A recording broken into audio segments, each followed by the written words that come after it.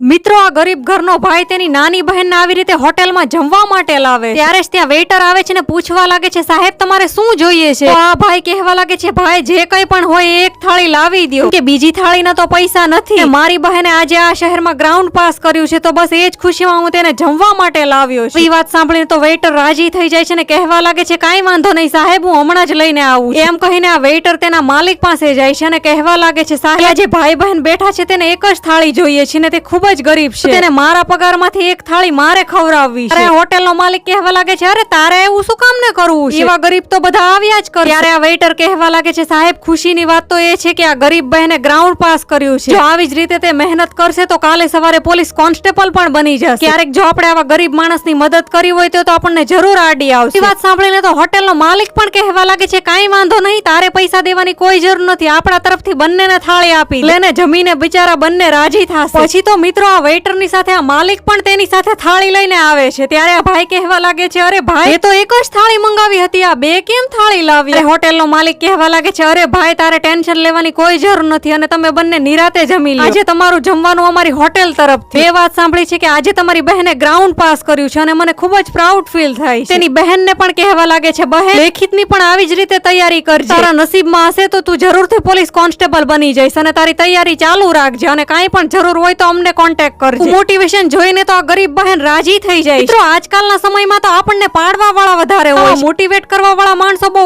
ઓછા હોય છે. તો મિત્રો આ ગરીબ દીકરી આગળ પોલીસ કોન્સ્ટેબલ બની શકે છે કે નહીં એ જોતા પહેલા તમે વિડીયોને એક લાઈક કરી ચેનલને સબસ્ક્રાઇબ કરવાનું બિલકુલ ભૂલતા નહીં. તો મિત્રો એક વર્ષ પછી આ છોકરી હોટેલ પર પાછી આવે છે ત્યારે તેનો વેઇટર તેને કહેવા લાગે છે, સાહેબજી તમને કોઈ મળવા આવ્યું છે, કહીને તે છોકરીની પાસે લઈ જાય છે. ત્યારે જ આ છોકરો તેને ઓળખી જાય છે અને કહેવા લાગે છે, બહેન તમે? ત્યારે આ છોકરી કહેવા લાગે છે, હા ભાઈ હું મારી જેવાના સપોર્ટ થી આજે હું પોલીસ કોન્સ્ટેબલ બની ગઈ છું. એટલી તો ખબર પડી ગઈ છે કે દુનિયામાં સારા માણસો પણ છે. આવી જ રીતે બધાને મોટિવેટ કરતા રહેજો, તમારી હોટેલ હજી પણ ચાલશે, એમ કહીને મીઠાઈનો ડબ્બો આપે.